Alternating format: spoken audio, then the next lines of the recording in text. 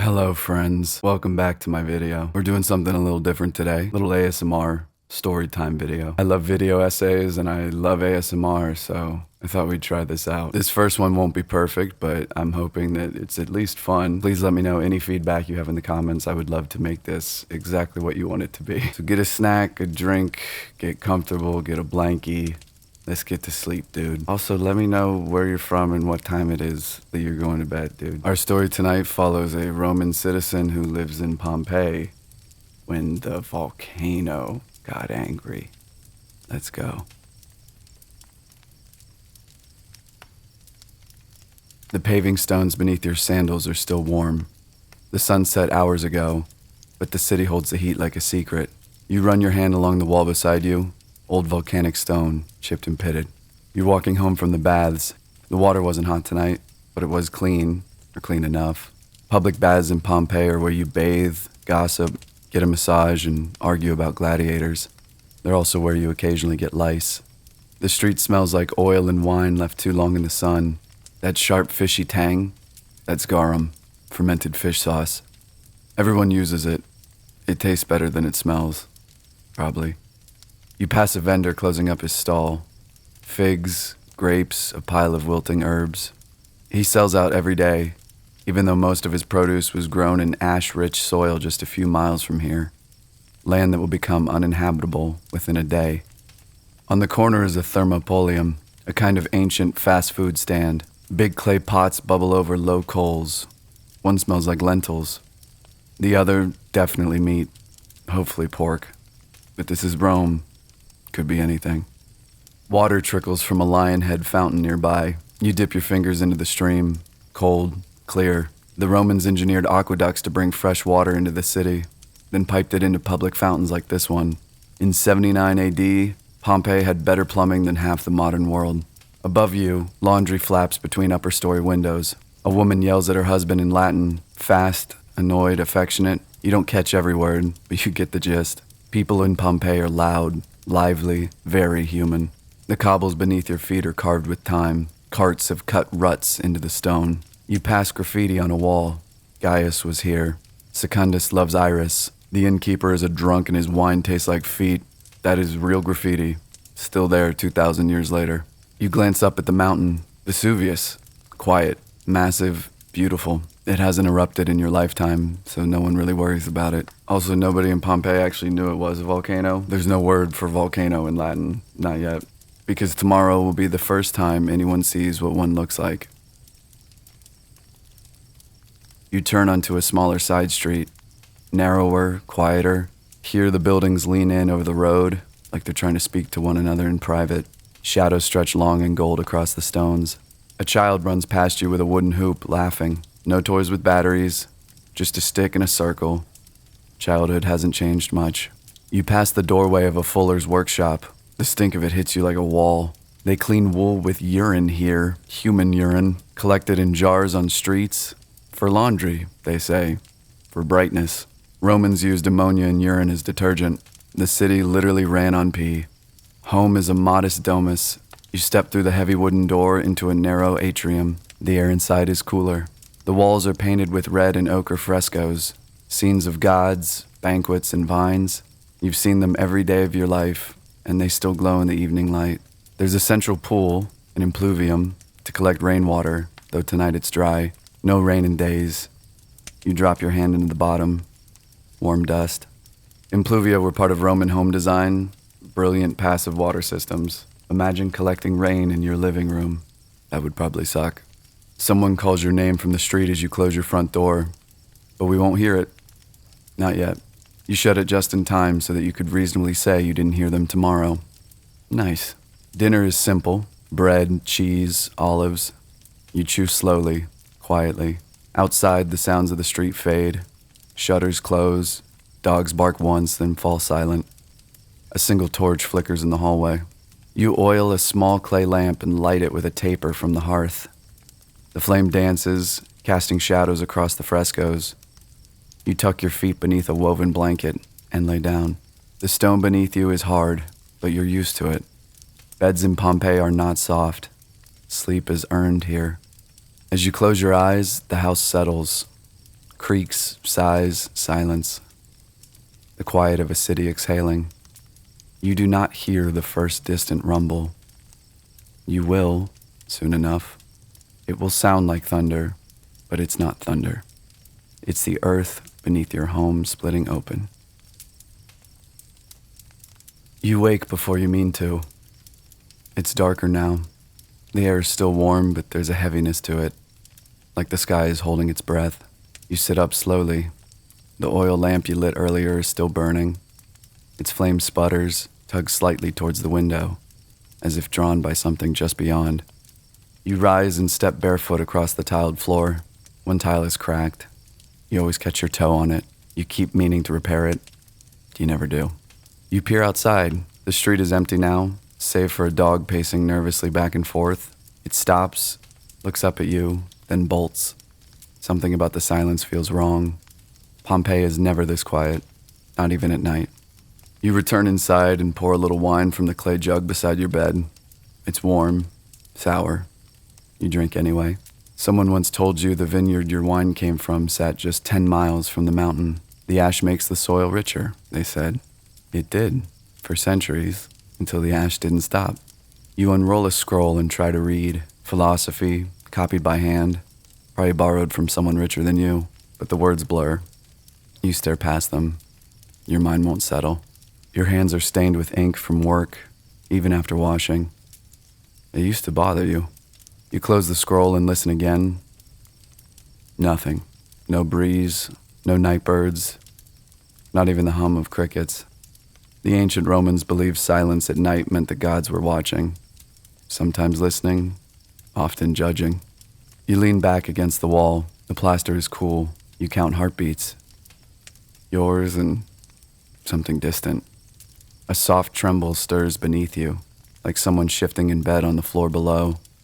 But you live alone. You rise again and oil the hinges on the front door, just in case. You tell yourself it's the wind, maybe a minor quake. These things happen, don't they? But in your stomach, a small thread of unease begins to tug, and somewhere, very far away, the mountain turns to face you. You step into the courtyard again.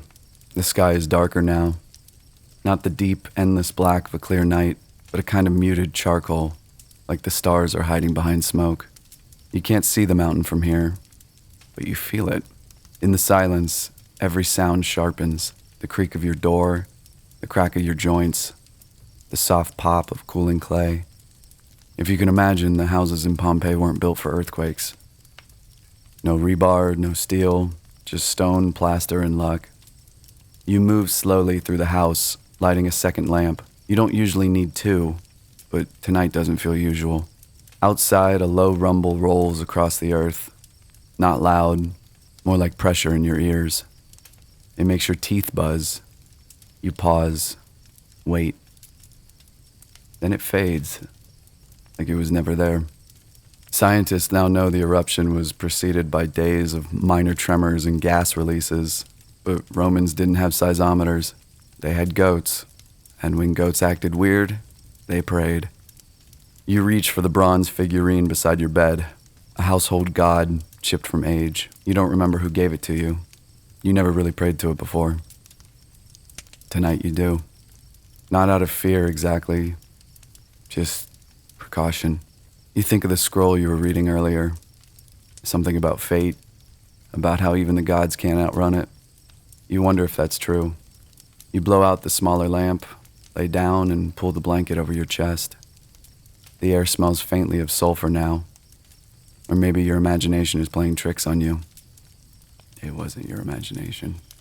You close your eyes again, and this time, sleep comes.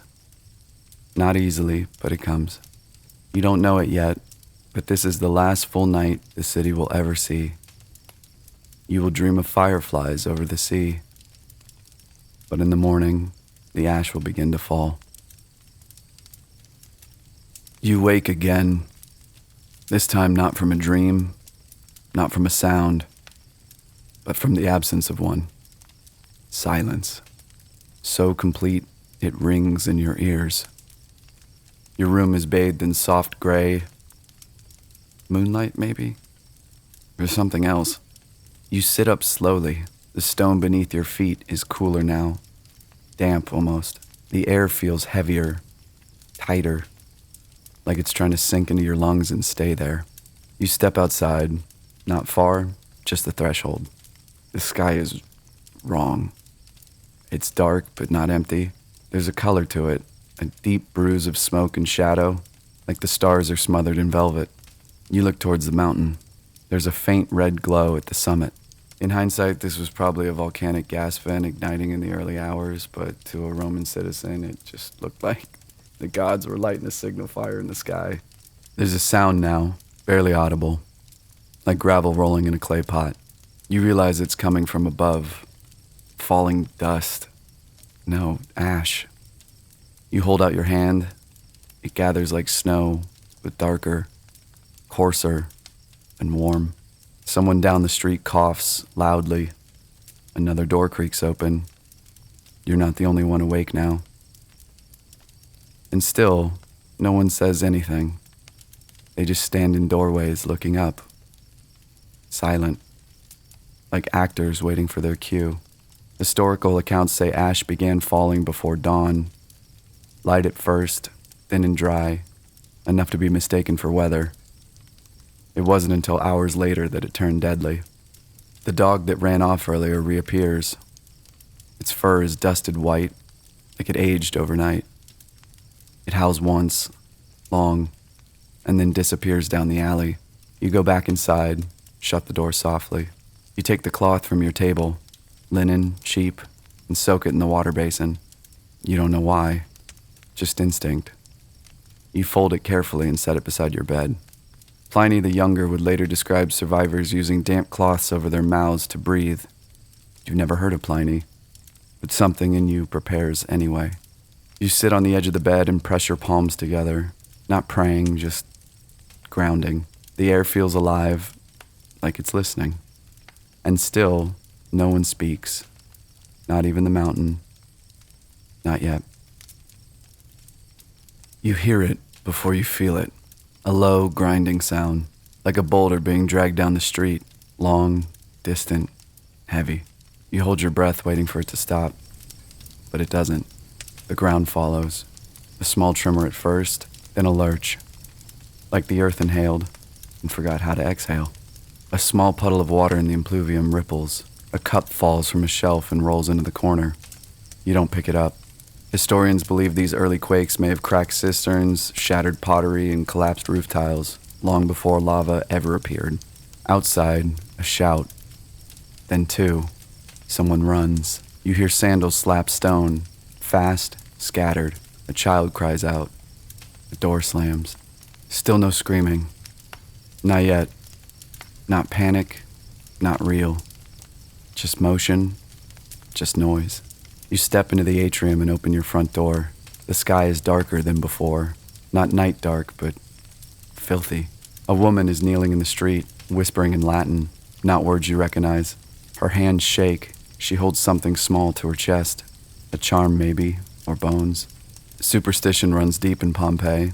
Households had shrines, amulets, protective phalluses etched into walls. If you didn't believe in gods, you believed in ghosts. A roof tile crashes somewhere down the block. You duck instinctively. Dust swirls in the air. Your eyes sting. You tie the damp cloth around your face, just as you'd prepared. A man walks past you with a basket over his head. You don't know why. It doesn't matter. He doesn't stop. No one stops anymore. The tremor slows, but doesn't finish. The mountain isn't erupting. It's grinding, moving. Something ancient shifting under skin. You step outside, barefoot, onto the stone.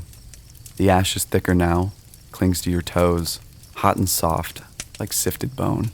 You look up one more time. The red glow at the summit is brighter. It pulses. It's breathing. Modern volcanologists estimate that by now, superheated rock and gas were already pushing towards the surface, seconds away from rupturing the earth. You whisper something under your breath.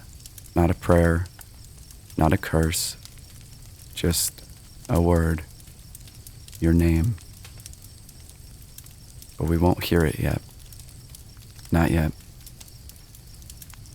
The sound comes like thunder, but deeper, like the bones of the earth cracking apart, then light. Bright and sudden, a white-hot flash at the summit of the mountain. You flinch, eyes watering, and the sky follows. Vesuvius opens, and the heavens fall. At 8 a.m. on August 24th, 79 AD, the eruption began in full.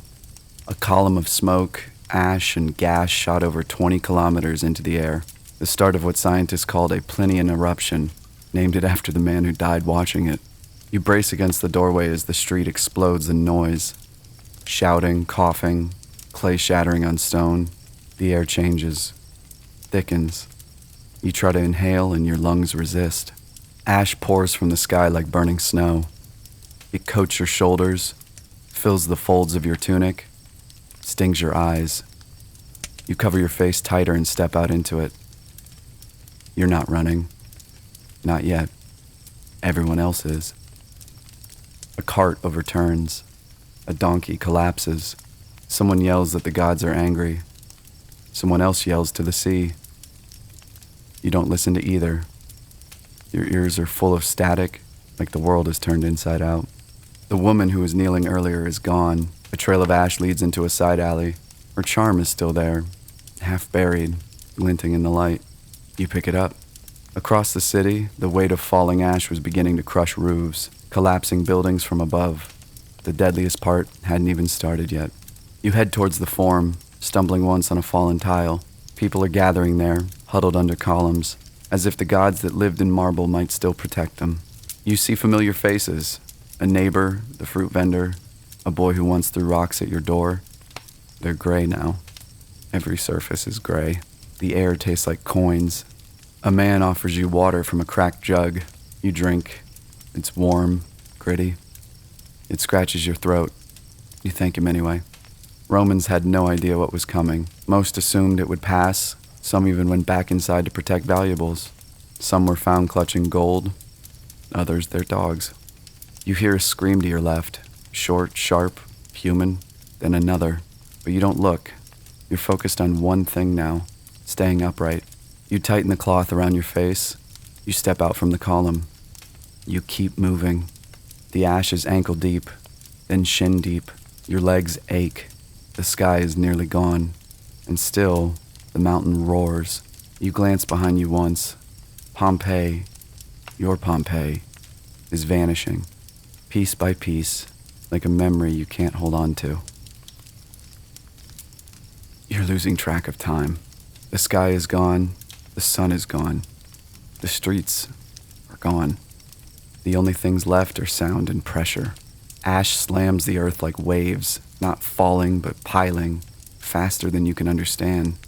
At this point, Vesuvius was expelling over 1.5 million tons of volcanic material every second, enough to bury an entire city in hours, which it did. You can't see more than a few feet ahead.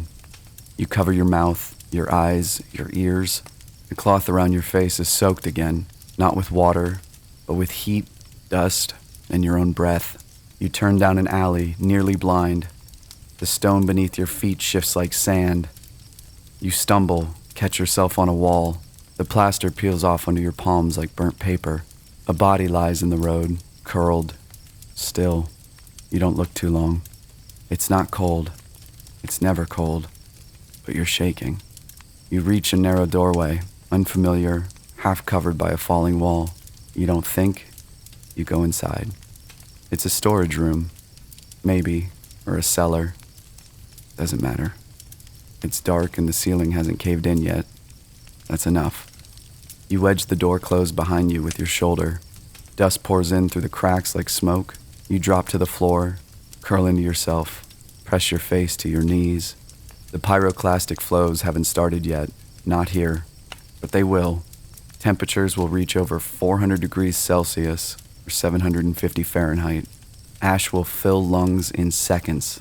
Pompeii will become a silhouette in stone. You stay low. You stay still. Your lungs burn, but you are not dead. Not yet. You whisper again, the same word you whispered earlier. A name. Yours. But we still won't hear it. Not yet. You breathe in once, twice. The air inside the room is thin. You press your hand to the floor. It's trembling, but you are not. You are not ready to die.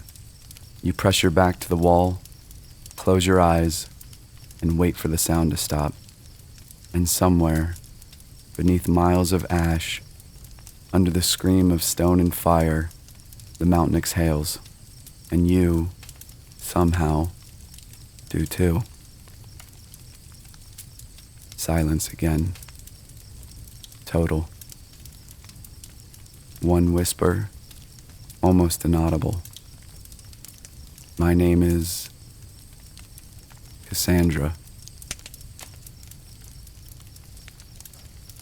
And that's it for our story tonight. I know this first attempt at ASMR wasn't perfect, but please let me know down in the comments if you enjoyed it, if you're awake. I really think that it's kind of a fun idea to mix historical facts and video essays with like a fun narrative, and you can also sleep to it. So we'll keep improving this. We'll keep adding new ideas. I definitely want to follow these characters through different time periods. And I think the next one we're going to do is like a World War I, life inside the trenches kind of thing. So if you have any suggestions on how I can improve this, how I can do ASMR better, I'm new to it. I don't know all the rules yet. I know what I like, and that's it. And if you have any ideas for like historical time periods that you want explored, or again, just any comments, please let me know down below.